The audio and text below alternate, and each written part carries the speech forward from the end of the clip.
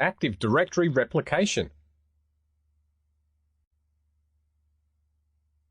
Active Directory is a great tool, and nowadays it's hard to imagine supporting Windows networks without it.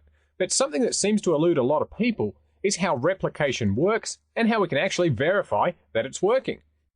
Now sure, you could create an object in Active Directory and then check another domain controller to see that it's been replicated, and that's certainly one method to use to ensure that replication is working for that domain controller at least. But if you have 10 domain controllers or 50 or 100, who wants to do that? So in this video, we'll look at tools and methods you can use to verify that replication is working, and we'll also talk about what replication is and how it works. Firstly, what is replication? Well, it's just the process of making sure that all of our domain controllers have the same information. For example, we might have created a user account in our domain controller in our head office in New York for a user in our London office. So Active Directory will need to replicate that user account over to the London domain controller, so the London domain controller can authenticate this new user when they first log on to the domain. Without replication, the London domain controller would have no knowledge of this new user account and would deny the user from logging onto the domain. Similarly, if we'd only changed one of the properties of a user account, say we've changed the address on an existing user account, then we'd only want the change of address to be replicated across to our other domain controllers and not the whole user account. That way, the replication is quicker and uses less bandwidth. Now, one of the services that make this all possible is the Knowledge Consistency Checker, or the KCC as it's better known. The KCC's job is to build connection objects between two or more domain controllers, and then every 15 minutes it'll check to see if anything's changed in your environment, and then automatically update the replication topology if it finds that domain controllers or sites have been added or removed from the network. So here we have 4 domain controllers all in the same site, all configured in this ring configuration, where each domain controller can replicate with its replication partner in both ways. For example, if domain controller 1 here has an object change on it, it'll notify server 2 and 3 that there's an update, and then these servers will pull the change from server 1. Then once servers 2 and 3 have that updated object, they'll then replicate it to server 4. Now, one of the limitations of the KCC is that it only supports a 3-hop limit, and for our ring configuration here with 4 domain controllers, that's not a problem since it's only 1 hop from server 1 to server 2, and it's also 1 hop to server 3, and 2 hops to server 4. But when we add in a lot more domain controllers, so now we have 8 of them, this poses a problem because now if we have a change on server 1 and it needs to be replicated, server 5 is now 4 hops away, which of course is greater than the 3-hop limit. So the KCC will then convert this to a mesh configuration by creating more connection objects so that in any situation there'll only ever be a 3-hop limit. So with our mesh topology in place, server 1 can now replicate to server 8, which is 1 hop away. Server 8 can replicate with server 4, which is 1 hop away. And server 4 can then replicate with server 5, which is also 1 hop away, and that means it's again only been 3 hops in total. So let's take a look at how replication would work here in a single site. Let's assume we've just updated a user account on domain controller 1 here. Now if we're running our forest at the Windows 2003 or 2008 functional level, the domain controller will wait 15 seconds after that change has been made. Then after 15 seconds, it's going to notify a replication partner that a change is available. This replication partner will then pull the changes from domain controller 1 using a remote procedure call or an RPC connection. Now after this replication with domain controller 2 is complete, domain controller 1 will wait another 3 seconds, and then it's going to notify domain controller 8 here that there's a change available. And of course, domain controller 8 will then pull those changes from domain controller 1 using an RPC connection. Now, since a change has been made on both domain controllers 2 and 8, they'll both wait 15 seconds, and then they'll notify their replication partners that they have an update, and the same process will ensue. And all over, this means that for every single domain controller in the site to have processed this one change that all started up at domain controller 1, it's going to do it in around 45 seconds or so, which is far quicker than it is if we're running our forest at the Windows 2000 functional level, where it could take around 15 minutes for the same thing. Now, the only time that this process of wait 15 seconds and then update the other domain controller is not followed is when we're dealing with a security-related change, in which case those are sent immediately. So all of this that we looked at is for intra-site replication, where all of the domain controllers are in the same site. For inter-site replication, where we want to replicate a change from this site to another site, that's the responsibility of the Intersite Topology Generator service, and we're going to talk more about that in a moment.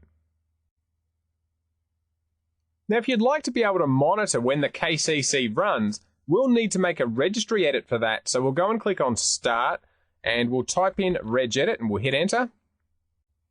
And now we'll go and expand HKey local machine,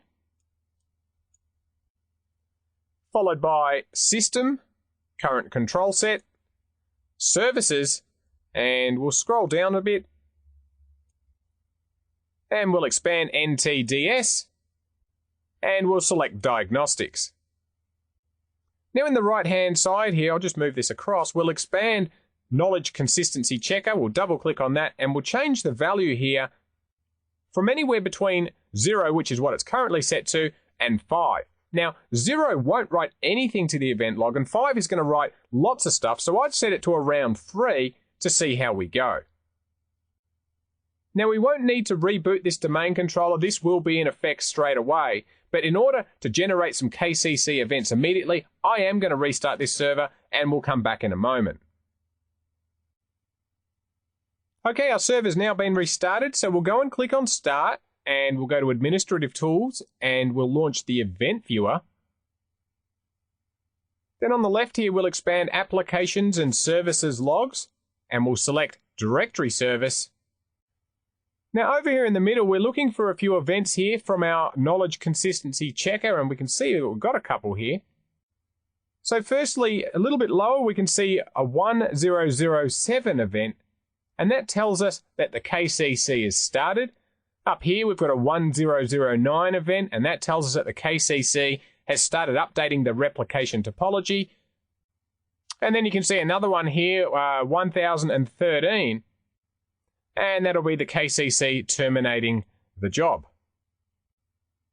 Now, you will find more KCC events in the event viewer than these few we've just looked at, such as failures to replicate, and they're going to appear here as well. But we won't see these KCC has started and stopped events unless we make that change in the registry, so it's been worthwhile pointing that out. Now let's move on, and we'll talk about how sites replicate domain controller data to other sites. Although I will point out ahead of time that we're not going to discuss sites in any great detail in this video, since we've already covered sites in an earlier video. So here we have 2 sites with 8 domain controllers in each site. And since we already know how replication occurs within a site using intra-site replication, we don't need to cover that again. This image here should be quite familiar to you. So let's say that again, domain controller number 1 has a change that it needs to replicate. It'll go through the exact same process we talked about a moment ago. However, we now have a second site here, so this change will need to be replicated over to that site in some way. Now, this replication across sites is handled by one specific server in each site, and it's known as the bridgehead server. These 2 bridgehead servers will replicate with each other and grab a copy of any required changes. And then they'll begin the process of replicating those changes to the domain controllers within their local site using intra-site replication, just the way we've already discussed. Now, unlike intra-site replication, inter-site replication will occur during scheduled periods, and if there have been directory changes and replication is required, then the changes are pulled to the domain controllers that require the changes. Now, inter-site replication doesn't use remote procedure calls like intra-site replication does. It uses either IP or SMTP. So to find out what our replication interval is, or to change our inter-site replication frequency, we'll go and click on Start, then we'll go to Administrative Tools, and we'll launch Active Directory Sites and Services.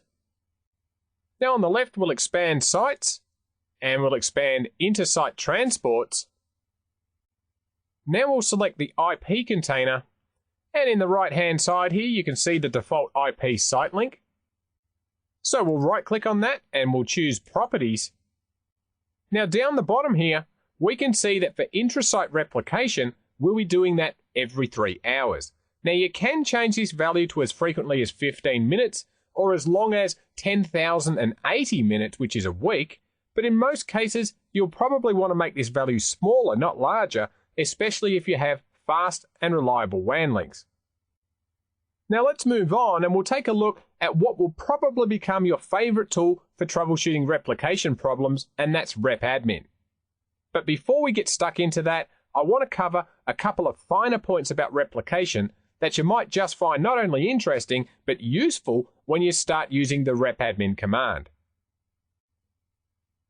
When an object changes in Active Directory, how does the other domain controller know that it doesn't already have the updated object stored in its database?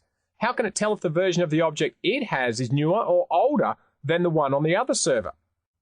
Well, Active Directory uses update sequence numbers, or USNs, that are a 64-bit value maintained by each domain controller in Active Directory. Now, when an object is changed in any way, the domain controller where the change is made increments this value by 1. So let's say we have a user account with a USN of 10,000.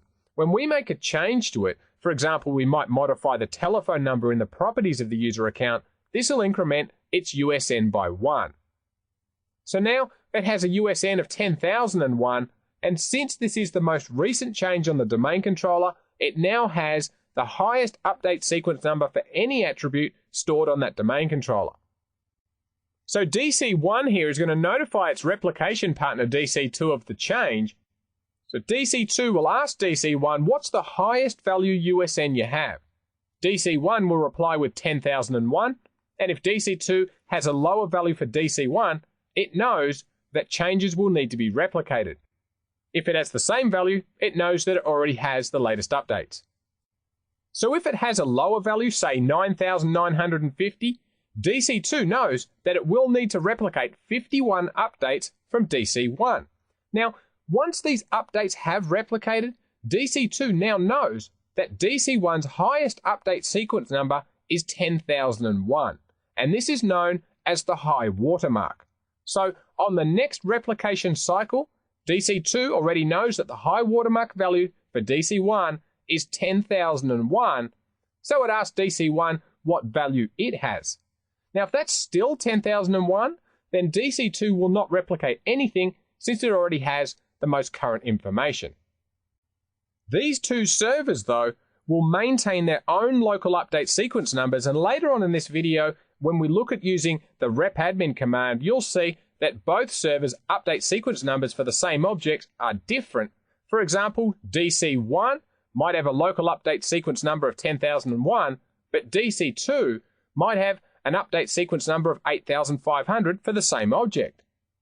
But that doesn't matter, as each domain controller will also maintain a record of its replication partner's update sequence number for those objects anyway. Now, also, if a server happens to encounter an error or it dies during the middle of writing a change to an object, then that change will not be replicated, since the last thing a domain controller needs to do before being able to replicate a change is to update the USN.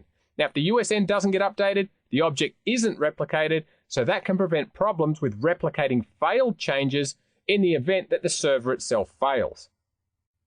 Now, there can also be a problem that can occur with USNs, and that's when an object is modified, but before it's had time to replicate, that same object is modified on a different domain controller. Now, this is referred to as replication collision, and this problem is solved through property version numbers. So let's say on DC1, we change the password on a user's account. Now, before that password has replicated to DC2, we go and change the same user's password on DC2. So which one wins? Which one's the password that's used, and what happens to the loser? Well, the eventual winner of this conflict will be the domain controller that wrote their change last, or in other words, the most recent change. So in this example here, DC2 wrote its change 3 seconds later than DC1, so it's going to win, and its change will be replicated to DC1.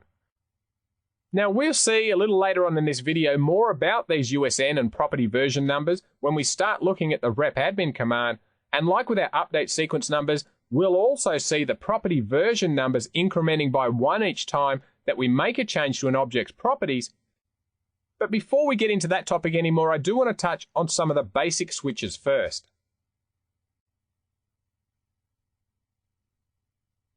So let's go and open up a command prompt, and we'll just expand this so we've got a lot of room to work with here. And if we type in repadmin and we follow that up with a /? and hit enter. Now if we go and scroll up a little bit, you'll see that we do have a lot of options with this command, so we're not going to go through every single one of them since that'll probably require a couple of videos alone. So we're just going to take a look at a few of the ones that you're going to find most useful. Now, when you're troubleshooting replication problems, obviously one of the first things you'll need to know are which domain controllers that you're replicating with. So if we type in our repadmin command and follow that up with a /show repl and hit enter, this will run that command against the local domain controller that we're currently connected to. But if we want to run it against a different domain controller, we could rerun this command and add in, say, DC03, for example, and this will run the command against DC03. All right, now let's go and scroll up.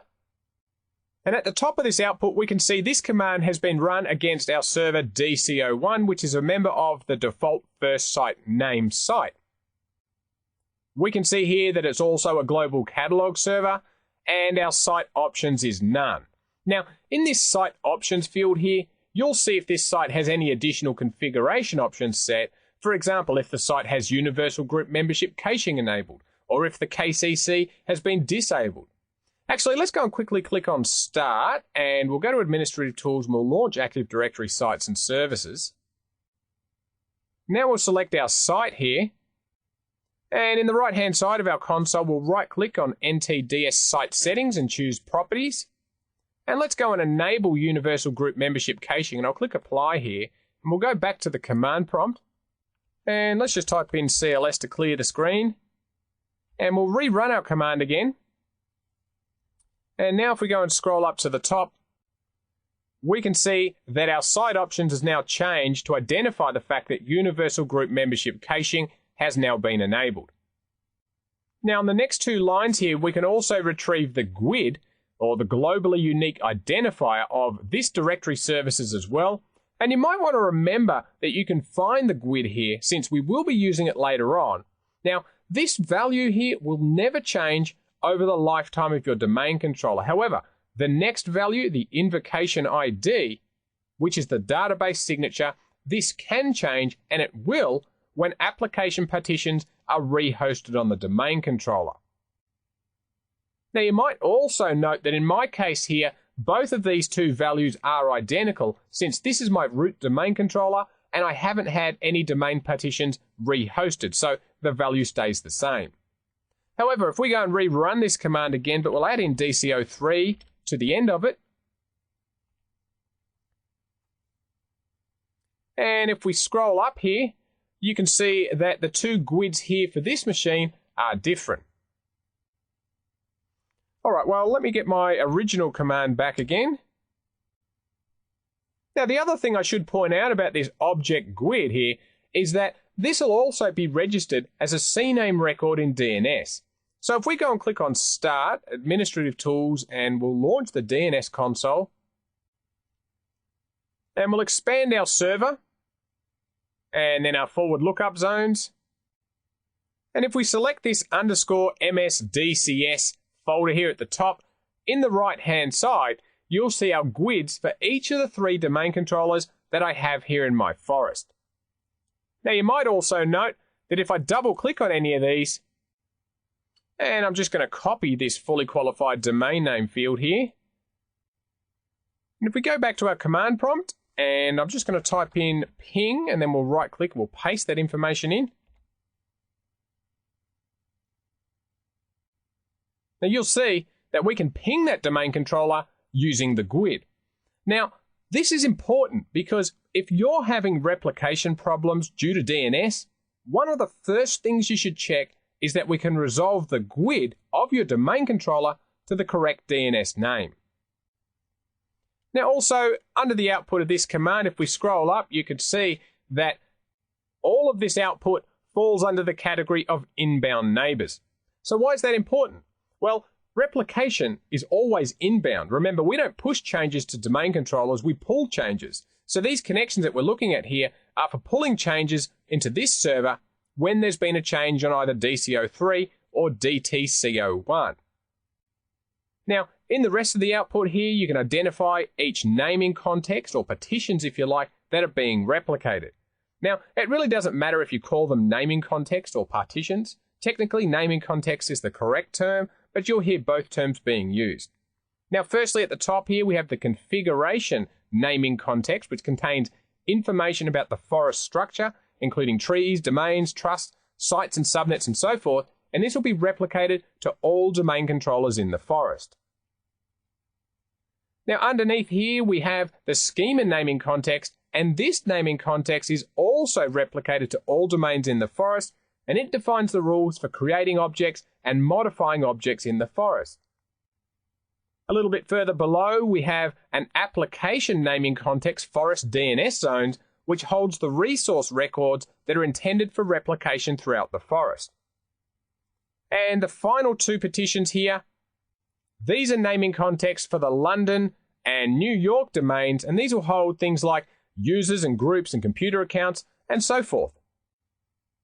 Now, if we also take a closer look at some of the other lines of output here, you can see the site and the server that we've been replicating with and what type of method of replication we used, which was RPC. We can also see the object GUID of the replication partner and some information about the time and date of our attempt to replicate and whether it was successful or not. So, as you've just seen, just from this one switch alone, there's a lot of information that you can gather using RepAdmin, and we haven't even touched the tip of the iceberg yet. Now, by the way, just to sidetrack one moment, if we go and click on Start and type in ADSI, and we'll launch the ADSI Edit program, and of course some people call it ADSI Edit, take your pick, it doesn't really matter to me, and we'll right-click, we'll choose Connect To. Then from the middle of this window in this drop-down box here, we could choose a naming context from this list. So let's choose, say, the configuration one, for example. So we'll click on OK. And if we go and double-click on our configuration and then the next container here, in here, you're going to find some of the things that I mentioned earlier, like sites and services and so forth. So on a lab box, go and have a poke around in here, and it will probably help you understand more about where things are located in Active Directory. All right, well, let's go and close that down. We don't really need that. It's just a thing I thought I'd point out for you. Now, another RepAdmin switch that we should talk about is Show Connection. So let's go and rerun this here because I'm too lazy to type it all out. So we'll type in Show Con. Now, when we run this with no other switches, again, it's going to run against the local machine, DCO1 in my case, and it's going to show the connection objects that we have with other domain controllers. So let's go and scroll up to the top. And here we can see that these are KCC generated connection objects. We can see the connection's name, the server name, and the server's distinguished name. And underneath this, amongst all of this output, you can see if we've had any failures using this connection. And for all of the naming context, we can see that we are using a ring topology. And we talked about that in an earlier video. All right, then moving on.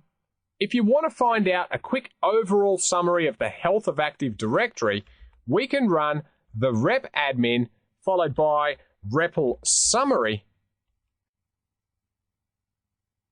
And over on the left here, underneath our source column, it's going to show us the replication status of domain controllers performing outbound replication to other domain controllers.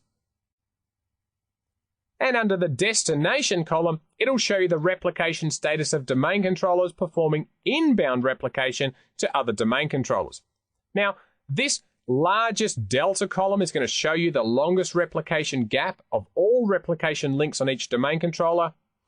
Fails will show us how many replica links are failing to replicate, and that can be useful to identify that you have a problem. Now the total column here is the total number of replica links on this domain controller, and there'll be one for each naming context, and the percentage column here will tell you how many failures you've had in relation to the number of replica links that you have on the domain controller. Now, if per chance you are having problems with one of your domain controllers, you will see an error here in the error column, which can be an obvious starting point to help push you in the right direction as to where you can look to start solving the problem. Now, in my experience, the first thing you'll likely do is to run the repadmin command with the show REPL switch against the domain controller that you're having problems with, and then this command that we've just looked at, and that should tell you if replication is indeed failing. All right, well, let's talk a little bit more about replication, but first, we'll go and click on Start, and we'll go to Administrative Tools, and we'll launch Active Directory Users and Computers, and let's quickly go and create a new user account. So we'll do that inside our Users OU. So we'll right-click here, we'll choose to create a new user, and we'll give this guy a name, we'll call him Bob, and we'll make his UPN the same. And now we'll just give Bob a password. We'll type it in again just to confirm it, and we'll leave all the defaults as they are. It's not really important. We'll click Next and then Finish. All right, well, let's go back to our command prompt, and we're going to rerun our repadmin command. So we'll type that in, repadmin. This time with the show meta switch, and then we'll specify the full Active Directory path of common name equals Bob, common name equals users, and that's our users OU. Domain component equals Winstructor Lab, domain component equals com, and we're going to run this against our domain controller DC01. So we'll hit enter. Now, what we'll get back here is a list of all of the attributes for Bob's user account. Now, notice over here on the left-hand side, we have all of the update sequence numbers. Now, also take note here of this version column. And this is those property version numbers that we spoke about earlier in this video. So with that in mind, let's quickly go back to Active Directory Users and Computers, and we'll go and make a change to Bob's account. So we'll right-click on his account, we'll choose Properties, and we can make any sort of change here. And why don't we make a change to his phone number because that's blank. In fact, if we actually go back to our command prompt first, you will notice here in our attributes column there is no entry for his telephone number. So let's go back to Active Directory Users and Computers. In fact, I'll minimize this because my window's behind it, and we'll make a change to his telephone number field. Let's just give him a number of, say, 8. It doesn't really matter what I put in here, and we'll click on Apply. And then we'll go back to our command prompt, and let's run that same command again. Now, this time you might notice a few things have changed. First of all, up here, Bob now has a telephone number attribute. And on the left, we can see that attribute has a USN of 16,474. And this telephone number attribute also has a version number of 1. Okay, so let's minimize this and let's go back and change his phone number again to something else. So we'll change it to 85 and we'll click Apply. And we'll go back to our command prompt again. We'll rerun our command again. Okay, well this time we can see that his update sequence number has changed from 16,474 to 475. So that's been incremented by 1. And over on the right here, the version number has also increased by 1. Now, if you recall earlier in this video when we spoke about update sequence numbers and property version numbers being used to identify what objects or attributes need to be replicated, well, if it didn't make any sense back then when I was referring to it, maybe it does now. We can visibly see these numbers change when we make a change to Bob's user account. Now, we could also rerun this same command again and just change DC01 to DC03 and hit enter.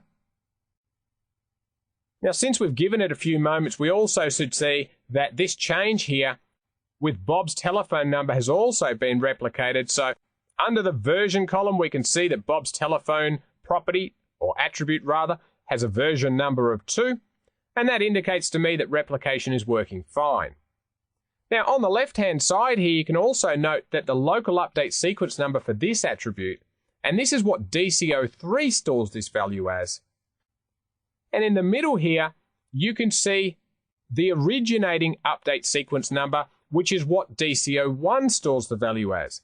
Now, it doesn't matter that quite obviously these two values here are different, as each domain controller will keep a record of its own update sequence numbers, as well as the update sequence number of each replication partner as well. So the next time DCO3 here needs to replicate data from DCO1, it already knows here what the update sequence number is for all of these attributes, and it can check against its own records to ascertain whether it needs to replicate anything. Now, that's all well and good when you know exactly what object you're expecting to be replicated and you can locate it and search for it explicitly like I did here. But what if you have no idea what attributes need replicating? Well, if we want to see what hasn't yet been replicated, we can use the Show Changes switch, and that'll show us what differences exist between domain controllers. But before we run this command, let's go up through our command history again. And I'm going to rerun the repadmin show repl command and hit enter. Since if we scroll up to the top of this command, I need to grab the GUID here. So I'm going to right click and choose mark, and I'm going to highlight our GUID and hit enter, and that's going to copy it to my clipboard. Now let's go and clear the screen. And we'll type in repadmin followed by the show changes switch. And since we want to see the differences between two domain controllers, let's pick DCO1 and DCO3. So we'll enter in DCO3 first. And now we're going to right click and paste our GUID in there. Remembering that's the GUID of DCO1. And finally we'll enter in the domain component of Winstructor Lab and the domain component of com. Okay, now from the output here, right off the bat, you can see down the bottom that there aren't any changes that need replicating, but I'll go and fix that in a moment. Also, by this point, most of the fields you see here should be familiar to you, as we've covered almost everything that you're going to see here. We can see the site, we can see the domain controller DCO1, which is replicating via RPC. We can see the object GUID, the address, the database invocation ID. This domain controller is scheduled to synchronize on startup and perform scheduled synchronizations as well. We can also see the highest watermark value. And on the final couple of lines, we can see both domain controllers' object GUIDs and their highest watermark value as well. So let's go and make another change to Bob's telephone number again. We'll change 85 to 858 and we'll click on apply. Now let's go back to our command prompt and rerun our command again. Now this time at the bottom, we do have a couple more lines appear in the output, starting with this line here, objects returned 1. Now this tells us that DCO3 has one object that it needs to replicate from DCO1, namely the telephone number, which has the value of 858 here. So now that we know that there's changes that need to be replicated, we can force replication by using the Active Directory Sites and Services console, and we saw how to do that in our video on sites. Or we could run the command repadmin followed by the replicate switch, and we'll replicate from DCO3 to DCO1.